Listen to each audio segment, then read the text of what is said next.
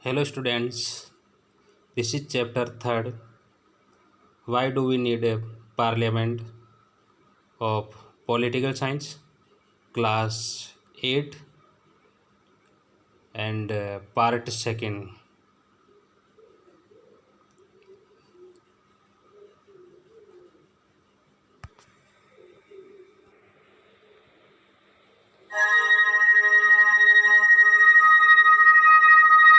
Firstly, welcome all of you.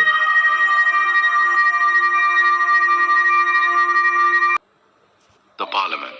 In this module, you will learn about the key functions of the Parliament in a democracy.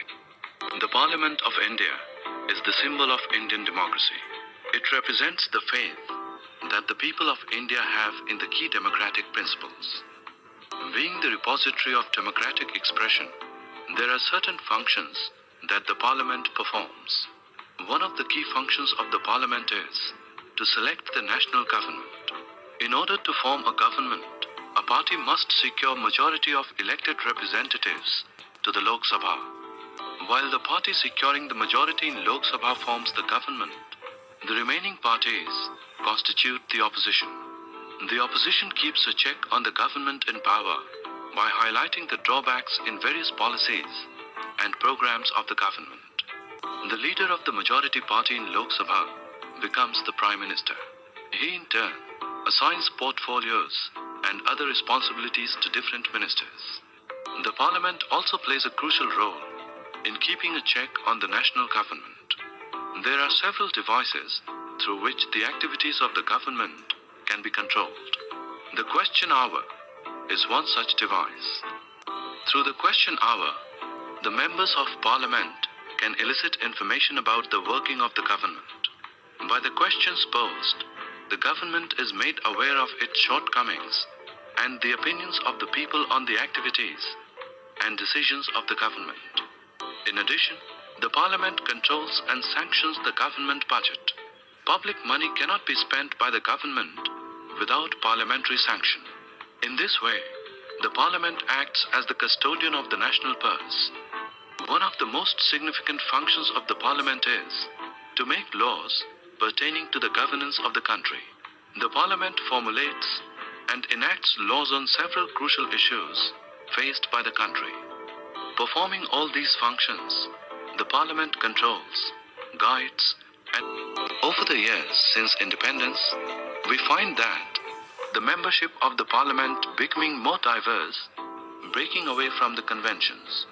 We find more representation from rural areas, regional parties, tribals, Dalits, and minorities. With the aim to give more representation to the historically marginalized sections of society, seats have been reserved in the Parliament for the SCs and STs. Proposal for reservation of seats for women in the Parliament has also been suggested on numerous occasions. Let's recall what you have learned. The Parliament of India is the symbol of Indian democracy. One of the key functions of the Parliament is to select the national government. In order to form the government, a party must secure majority of representatives elected to the Lok Sabha. The Prime Minister is the leader of the majority party in Lok Sabha.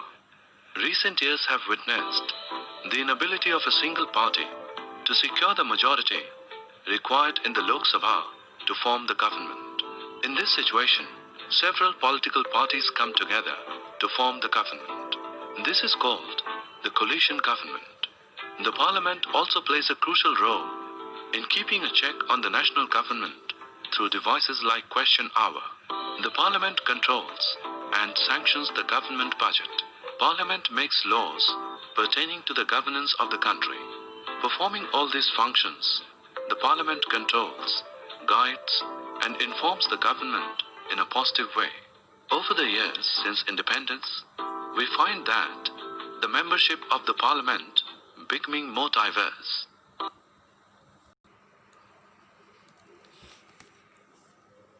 The role of the parliament. Created after 1947, the Indian Parliament is an expression of the faith that the people of India have in principles of democracy.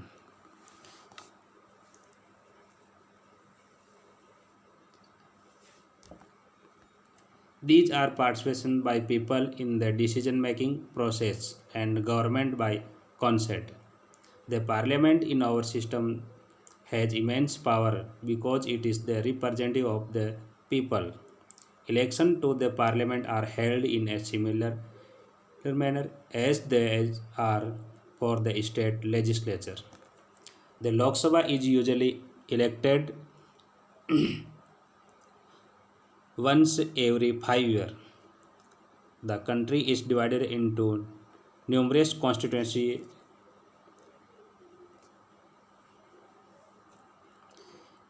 Each of these constituencies elects one person of the parliament. The candidates who contest election usually belong to different political parties. So students, आप जानते ही है जब हम freedom हो गए थे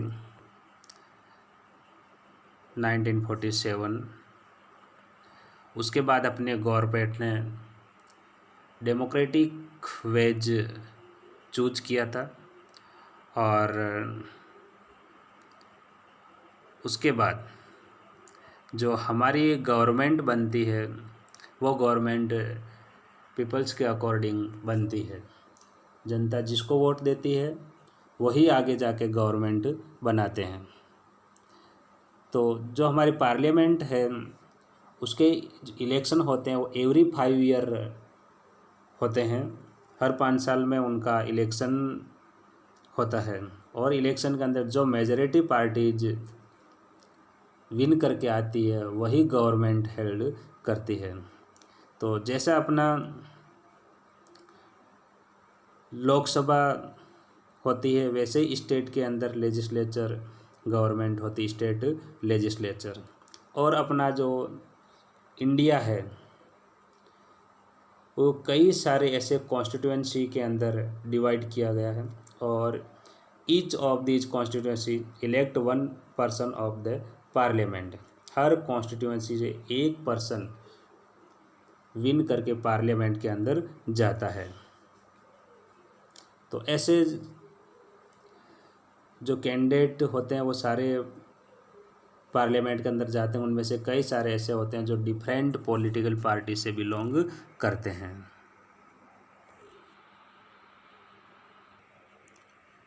look at this diagram. In this map India is divided into 543 constituency.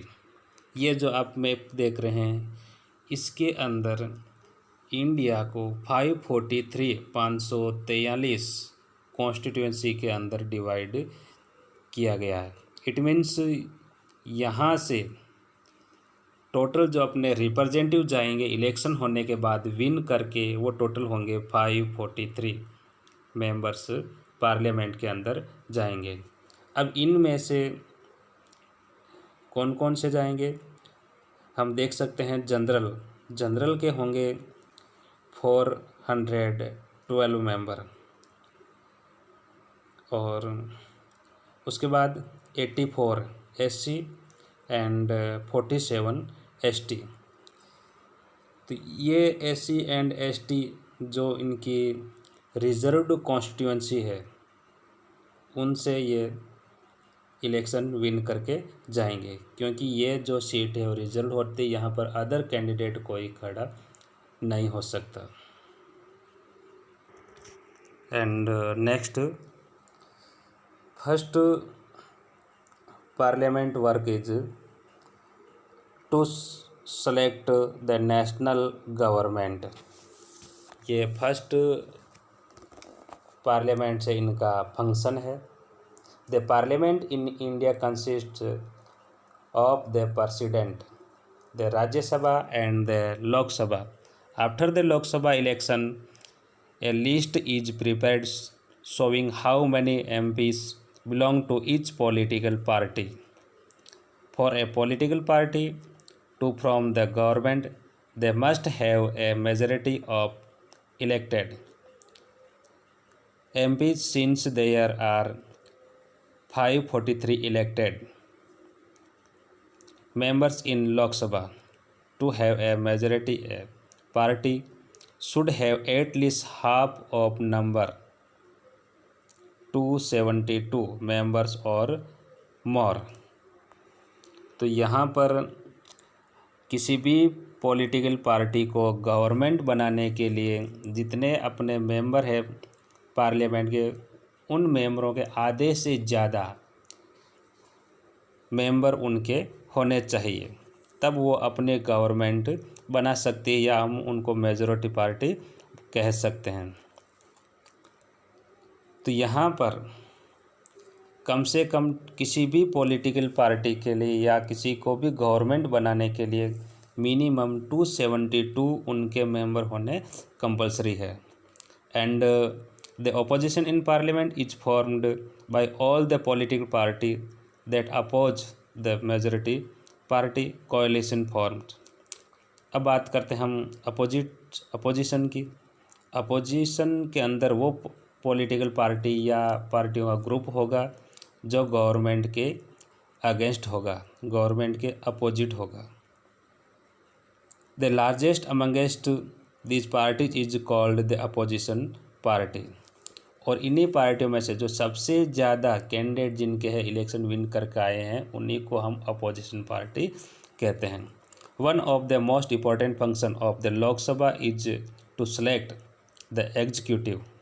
The executive, as you read in chapter first, is a group of person who work together to important to laws made by the parliament. The executive is often that we have in mind when we use the term government. तो उसके बाद जो important function होता है लोकसभा का, वो होता है एग्जीक्यूटिव, इनका सिलेक्शन करना, क्योंकि ये गवर्नमेंट के एक इम्पोर्टेंट पार्ट होते हैं। The prime minister of India is the leader of the ruling party in the Lok सभा। जैसा कि मैं आपको प्रीवियस वीडियो के अंदर बता चुका हूँ, जो प्राइम मिनिस्टर होते हैं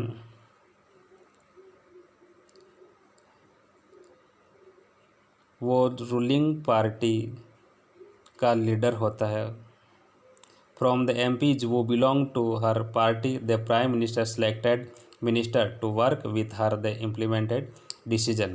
These minister then take charge of the different area of government functioning like health, education, finance, defense, foreign minister, etc. तो यहाँ पर जब प्राइम मिनिस्टर कौन बनेगा, जिसको मेजॉरिटी पार्टी वाले MP मेंबर ऑफ पार्लियामेंट वो अपना लीडर सेलेक्ट करते हैं, वो बताते हैं हमारा नेता ये होगा, वही प्राइम मिनिस्टर बनता है। अब नेक्स्ट, प्राइम मिनिस्टर बनने के बाद प्राइम मिनिस्टर खुद अपनी हेल्प करने के लिए इन्हीं MP में से कुछ मिनिस्टर को सेलेक्ट करता है, क्योंकि इतने बड़े कंट्री को हैंडल करना एक मेंबर के बस की बात नहीं होती, और हमारे जो सिस्टम है वो डेमोक्रेटिक सिस्टम है, तो उसके अंदर बहुत सारे लोगों का इन्वॉल्वमेंट होता है। तो प्राइम मिनिस्टर क्या करता है, अपनी हेल्प के लिए उन्हीं MP में से कुछ लीडर का सेलेक्ट करता है और उनके बाद उनको वो पावर का भी डिस्ट्रीब्यूशन करता है। अब नेक्स्ट आता है कोएलिशन गवर्नमेंट। तो पॉलिटिकल पार्टी के अंदर रूलिंग पार्टी का मैंने आपको बता दिया है। उसके बाद जो पार्टी गवर्नमेंट नहीं बना सकती है और रूलिंग पार्टी के बाद सबसे ज़्यादा मेंबर उसके होते हैं, उसको हम अपोजिशन पार्टी बोलते हैं। उसके बाद आता है कोएलिशन गवर्नमेंट। अब कोएलिशन गवर्नमेंट किसको बोलेंगे? कोएलिशन गवर्नमेंट वो गवर्नमेंट होती है जिसके अंदर 2 और मोर पार्टीज ये मिलके गवर्नमेंट बनाती है। कई बार कंडीशन ऐसी होती है कि किसी भी पॉलिटिकल पार्टी को 272 सीट्स नहीं मिल पाती है, तो ऐसी कंडीशन में क्या करती है, जो अदर पार्टियां होती या जो रीजनल पार्टियां होती वो मिलकर अपने जो MP होते हैं, मेंबर ऑफ पार्लियामेंट, उनका जो संख्या है वो 272 से ज़्यादा या 272 कर लेती है, तब जो गवर्नमेंट बनती है उसके अंदर एक पार्टी ने होकर एक से ज़्यादा पार्टियां मिलकर बनती है, उसको बोलते हैं कोएलिशन गवर्नमेंट। अभी इंडिया की करंट जो सिचुएशन उसके अकॉर्डिंग अभी कई सालों से कोएलिशन गवर्नमेंट ही बनती आ रही है, क्योंकि किसी एक पार्टी को मेजॉरिटी नहीं मिल रही है। उसके बाद आता है Rajya Sabha. A bill required to pass become a law, और उसका मेन रोल, राज्यसभा का important role, reviewing, altering the role. कुछ कई बार कुछ ऐसे मैटर हो जाते हैं जिसके ऊपर राज्यसभा की मंजूरी ज़रूरी हो जाती है, या कई बार किसी बिल को ये डिले भी कर सकती है। So the Rajya Sabha function primarily as the representative of the states of India is the parliament. The Rajya Sabha can also initiate legislation and a bill is required to pass through the Rajya Sabha in order to become a law। तो कई सारे ऐसे bill होते हैं जो राज्यसभा से पास होने के बाद ही वो लॉ बनते हैं। It therefore has an important role of reviewing and alternating if alteration are needed। कई बार ऐसे होते हैं कि लोकसभा से बिल पास होने के बाद राज्यसभा में जाते हैं तो राज्यसभा उसके ऊपर क्वेश्चन मार्क लगा के वापस सेंड कर देती है, या उनको वो बोलती है कि अगर उनको लगता है कि इसके अंदर कुछ चेंज वगैरह और होना चाहिए, तो ऐसी कंडीशन के अंदर राज्यसभा का रोल हो वो बड़ा इंपॉर्टेंट हो जाता है। The law initiate by the Lok Sabha, the member of the Rajya Sabha are elected by the elected member of legislative assembly of various states.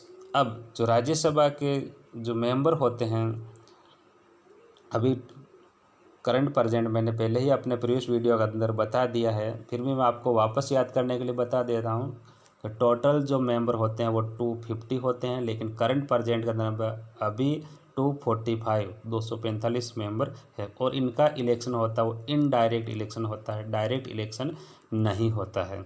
और इनको जो इलेक्शन में वोट देने वाले जो होते हैं वो लेजिस्लेटिव असेंबली के मेंबर होते हैं, MLA। तो वेरियस स्टेट के अंदर जो लेजिस्लेटिव असेंबली है इनके वोट से ये मेंबर बनते हैं। There are 233 elected member plus 12 member nominated by the president. तो ये टोटल 245 मेंबर होते हैं। अब नेक्स्ट पार्लियामेंट का जो वर्क होता है, उनका इंपॉर्टेंट रोल होता है उसके अंदर, to control, guide and inform the government. The parliament while in session begin with a question hour. The question hour is an important mechanism through which MPs can elicit information about the working of the government. This is a very important way through which the parliament control the executives। जो first जो parliament का session start होता है वो question our से start होता है। इसके अंदर कई सारे अपने जो कंट्री से रिलेटेड, कई सारी प्रॉब्लम से रिलेटेड जो मेंबर होते हैं पार्लियामेंट के, वो गवर्नमेंट के जो एग्जीक्यूटिव मेंबर है, जो मिनिस्टर्स होते हैं, उनसे क्वेश्चन पूछते हैं। तो इस तरीके से एक ये गवर्नमेंट को कंट्रोल रखने का बहुत ही अच्छा मीडियम है। By the asking questions the government is alert to its shortcoming and also comes to know the opinion of the people through their representative in the parliament। इससे गवर्नमेंट की alert भी होती है, इनके जो क्वेश्चन पूछे हैं उनको गवर्नमेंट को जवाब भी देना पड़ता है। The MPs asking question of the government is a crucial task for every MP। The opposition party play a critical role in the healthy functioning of the democracy। ये अपने डेमोक्रेसी का एक इम्पोर्टेंट फीचर है जिसके अंदर opposite party और ruling party के member भी गवर्नमेंट से क्वेश्चन पूछते हैं।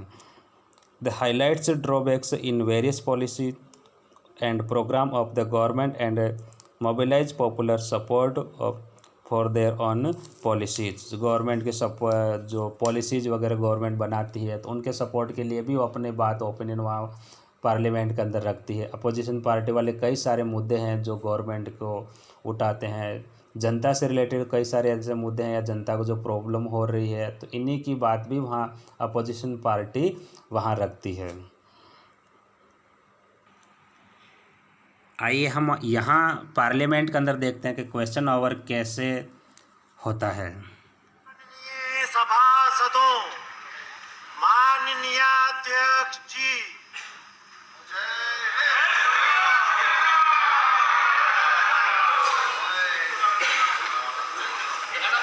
नमस्कार। आफ्टर क्वेश्चन अरे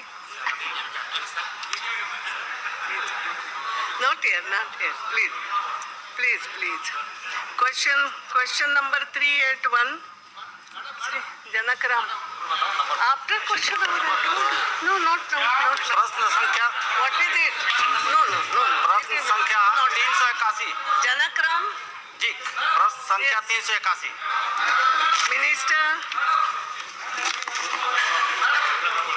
Minister question number 381 सभापति thank you supplementary no धन्यवाद अध्यक्ष महोदय जी। प्रश्न का उत्तर विस्तार पूर्वक हो गया yes table मुझे प्राप्त हुआ है। supplementary मैं उत्तर से काफी संतुष्ट हूँ, हाँ yes लेकिन छात्र जीवन में आज आए दिन तिरंगा यात्रा को देश में ही अपमान झेलना पड़ता है। हम जब छात्र थे तो उस समय बचपन में शिक्षक लोग पढ़ाते थे कि जान देंगे, देश के लिए कुर्बानी देंगे, तिरंगा मेरा महान राष्ट्र झंडा है। लेकिन हम ये जानना चाहते हैं, कल की ही घटना है, अपने अच्छे स्तर पर होता है, जो करती है कि हमें बहुत पढ़े लिखे लोग नहीं चाहिए, हमें वैसे लोग चाहिए जो इस काम के लिए हमें जिसकी जरूरत है वैसे प्रशिक्षित व्यक्ति मिले। और ये कठिन काम था और इसीलिए नेशनल स्किल डेवलपमेंट कॉर्पोरेशन देश की गरीब जनता सफर करती है। रेल देश की जीवन रेखा है, यह देश को एकता के सूत्र में पिरोती है। महोदया, रेल एवं रेलवे स्टेशन पर खान पान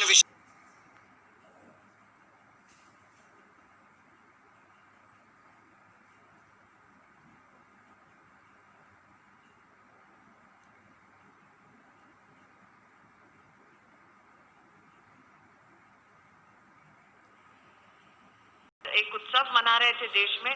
उस सप्ताह में देश भर के आंकड़े जो स्वास्थ्य मंत्रालय और बैठक के माध्यम से एक कार्य योजना तैयार की। आई होप कि आपको काफ़ी कुछ समझ में आया होगा कि प्रश्न काल जो होता है क्वेश्चन आवर वो किस तरीके से कंडक्ट किया जाता है। नेक्स्ट हम पढ़ेंगे law making. First reading introduction stage, second reading discussion stage, third reading voting stage and last final होता है प्रेसिडेंट असिस्ट। तो कोई भी रूल्स वगैरह बनाया जाता है, सबसे पहले उनका इंट्रोडक्शन, ये क्यों बनाया जा रहा है, क्या उसका रीज़न है, क्या बेनिफिट उसका मिलेगा, तो ये सारी चीज़ें उसका इंट्रोडक्शन। उसके बाद पार्लियामेंट के अंदर उसका ऊपर डिस्कशन होता है। फिर अगर कुछ उसके ऊपर डाउट है, डिस्प्यूट अगर उनके बीच में होता है पॉलिटिकल पार्टियों में, तब वोटिंग की जाती है और आफ्टर वोटिंग प्रेसिडेंट्स के साइन होने के बाद ही वो रूल्स इम्प्लीमेंट होता है। तो law making is a significant function of the parliament. We will read about this in the next chapter. इसके बारे में हम अगले जो चैप्टर उसके अंदर डिटेल से पढ़ेंगे।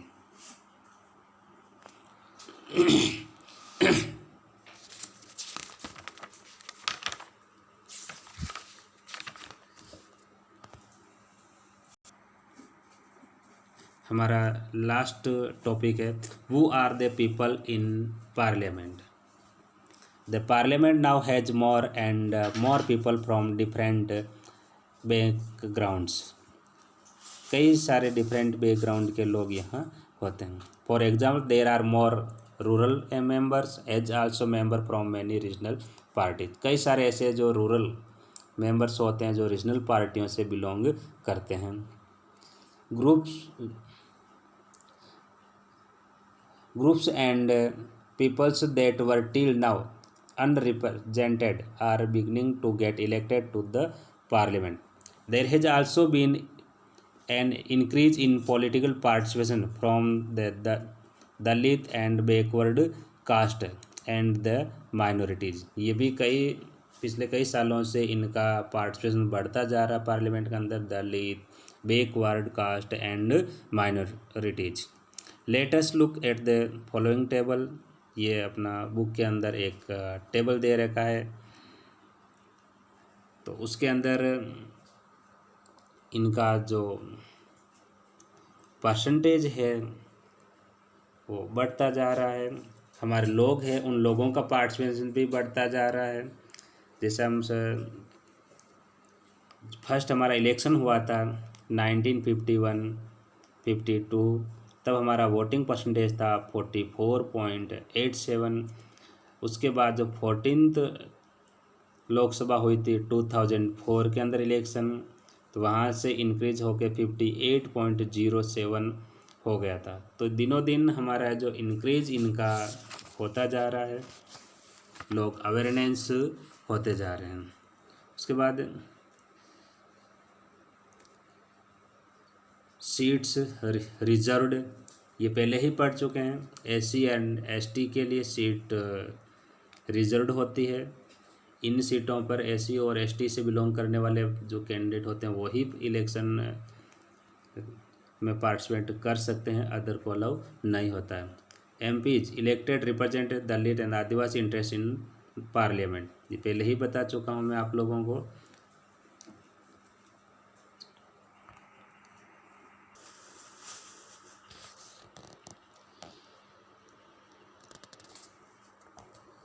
And now this issue is still being debated.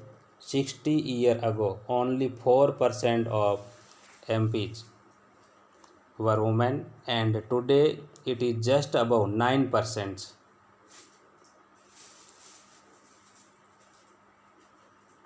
This is a small share when you consider the fact that half of the population are women. तो इससे हम देख सकते हैं वुमेन का क्या कंडीशन है हमारी पार्लियामेंट के अंदर, और कितने वुमेन पार्टिसिपेट कर पाती है।